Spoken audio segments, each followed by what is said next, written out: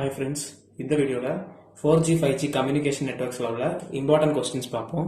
So first lesson எடுத்துக்கிட்டோம்னா virtualized EPC அது ரொம்ப இம்பார்ட்டன்ட்.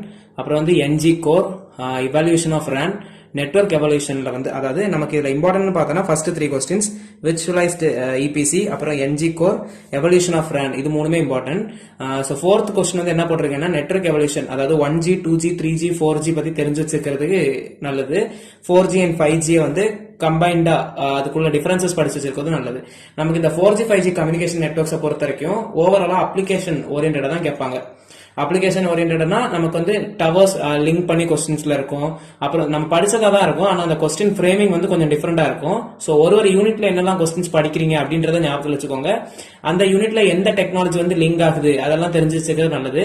கொஸ்டின்ஸ்ல வந்து நமக்கு வந்து கம்பைன்டு கொஸ்டின்ஸா பார்க்க முடியும், சப்டிவிஷன்ஸ் போட்டு. மோர் ஓவர் இது அப்ளிகேஷன் ஓரியன்டா கேட்கக்கூடிய சப்ஜெக்ட்ஸ் ஃபுல்லாவே டவர்ஸ் அப்புறம் நெட்வொர்க் கனெக்டிவிட்டி அதெல்லாம் மிக்ஸ் பண்ணி ஒரு மாதிரி கொஸ்டின் ஃப்ரேமிங் வந்து கொஞ்சம் டிஃபரெண்டா இருக்கும்.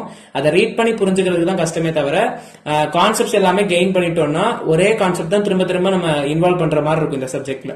ஸோ 4G 5G ரொம்ப டீடைலா கொடுத்திருப்பாங்க. ஸோ ஃபர்ஸ்ட் விர்ச்சுவலைஸ்ட் இபிசி, அப்புறம் NG core, evolution of RAN, இது மூணும் ரொம்ப இம்பார்ட்டன்ட். ஸோ செகண்ட் லெசன் பொறுத்த வரைக்கும் rate technologies, radio access technologies important. அப்புறம் வந்து 5G கோர் நெட்வொர்க் ஆர்கிடெக்சர் வந்து நமக்கு தேர்ட் லெசன்லயும் வருது, செகண்ட் லெசன்லயும் வருது.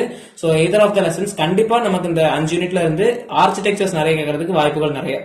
5G கோர் நெட்வொர்க் ஆர்கிடெக்சர், அப்புறம் வந்து EPC ஃபார் 5G, இது இம்பார்ட்டன்ட். ஸோ இதுல ஃபர்ஸ்ட் வந்து ரேட் டெக்னாலஜிஸ், அதுக்கப்புறம் 5G நெட்வொர்க் ஆர்கிடெக்சர் கண்டிப்பா படிச்சிடணும். இது ரெண்டுத்தையும் முடிச்சதுக்கு அப்புறம் ஃபர்தர் கொஸ்டின்ஸுக்கு மூவ் ஆன் பண்ணுங்க. நெக்ஸ்ட் வந்து தேர்ட் யூனிட் பார்ப்போம்.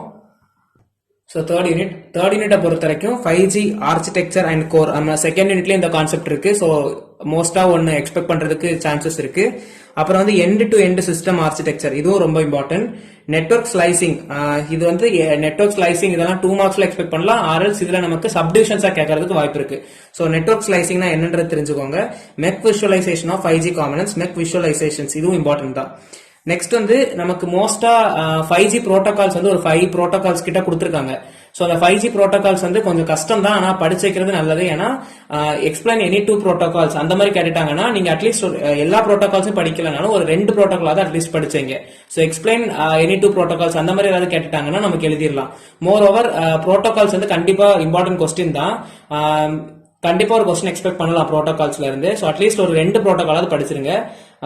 5G NAS, அப்புறம் IP செகண்ட் GRE, இது ரொம்ப இம்பார்ட்டன்ட். இந்த புரோட்டோகால்ஸ் படிச்சுட்டு நெக்ஸ்ட் கொஸ்டின்ஸுக்கு போங்க.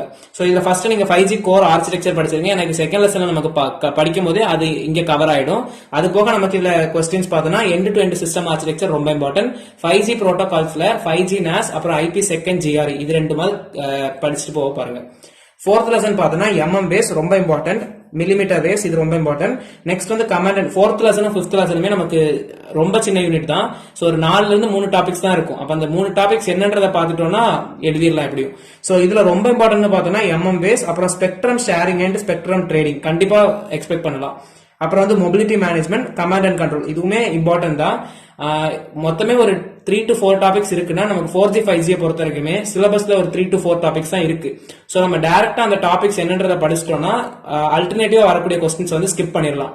ஓகேவா? ஸோ கொஸ்டின் வந்து நமக்கு ஃப்ரேம் பண்ற விதம் வந்து டிஃபரெண்டா இருக்கும். அதை வாசிச்சு என்ன கேட்டிருக்காங்க அப்படின்றது புரியறது மட்டும் தான் டாஸ்கா இருக்குமே தவிர ஆன்சர்ஸ் எல்லாமே நம்ம படிக்கிற ஆன்சர்ஸ் தான் இருக்கும். அதை எப்படி நம்ம லிங்க் பண்ணி எழுதணும் அப்படின்றது மட்டும் தான் இந்த ட்விஸ்டா இருக்கும். நெக்ஸ்ட் வந்து ஃபிஃப்த் லெசன் பார்ப்போம். ஃபிஃப்த் லெசன் பொறுத்த வரைக்கும் மிட்டிகேட்டிங் த்ரெட்ஸ் இன் 5G ரொம்ப important, security features in 5G. இந்த 2 கொஸ்டின் படிச்சுட்டா கண்டிப்பா ஒன்று எக்ஸ்பெக்ட் பண்ணலாம். பட் இன்னும் கண்டிப்பா படிக்கணும்னா user domain security, network domain security, இந்த டொமைன்ஸ்ல இருந்தும் கண்டிப்பா ஒன்று எக்ஸ்பெக்ட் பண்ணலாம். எய்தர் திஸ் ஆர் தட், அந்த மாதிரி இந்த லெசன் நமக்கு ப்ரிடிக்ட் பண்ணலாம். So mitigating threats in 5G, security features in 5G ரெண்டுமே இம்பார்ட்டன்ட். அதே மாதிரி இன்னொரு ஈக்குவல் இம்பார்ட்டன்ஸ் தான் user domain security, network domain security. So இதுல இருந்தே தான் நம்ம இப்ப பார்த்த இந்த கொஸ்டின்ஸ்ல இருந்தா மோஸ்டா நமக்கு பார்ட் சில எக்ஸ்பெக்ட் பண்றதுக்கு நிறைய சான்சஸ் இருக்கு. ஸோ கொடுத்திருக்க கொஸ்டின்ஸ்ல சர்க்கிள் பண்ணிருக்கிறத கம்பல்சரியா முடிச்சிருக்கணும். அண்ட் கொடுத்திருக்க டாபிக்ஸ ஜஸ்ட் என்னன்றதாவது பார்த்துட்டு போனீங்கன்னா 4G 5G எல்லாமே நமக்கு டவர், அப்புறம் அதை லிங்க் பண்ணி ஃபுல்லாவே நம்ம கான்செப்ட்ஸ் எழுதுறது தான். ஓகேவா? சோ அந்த டயக்ராம்ஸ் ஏதாவது இருந்துச்சுன்னா அதை பார்த்துட்டு போங்க. கீவேர்டு, இது மீனிங் என்ன அப்படின்றது தெரிஞ்சிருச்சுன்னா பேஜஸ் ஃபில் பண்றதுக்கு நமக்கு ஈஸியா இருக்கும். ஸோ பிடிச்சிருந்துச்சுன்னா லைக் பண்ணுங்க, ஃப்ரெண்ட்ஸுக்கு ஷேர் பண்ணுங்க. இம்பார்ட்டன்ட் கொஸ்டின்ஸ் பார்த்து படிக்கிறவங்களுக்கு ஈஸியா இருக்கும் இது. சிலபஸ்ல இருக்கக்கூடிய டாபிக்ஸ் கவர் பண்ணி தான் நம்ம எடுத்திருக்கோம். ஸோ பிடிச்சிருந்தா லைக் பண்ணிக்கோங்க, சப்ஸ்கிரைப் பண்ணிக்கோங்க. தேங்க்யூ.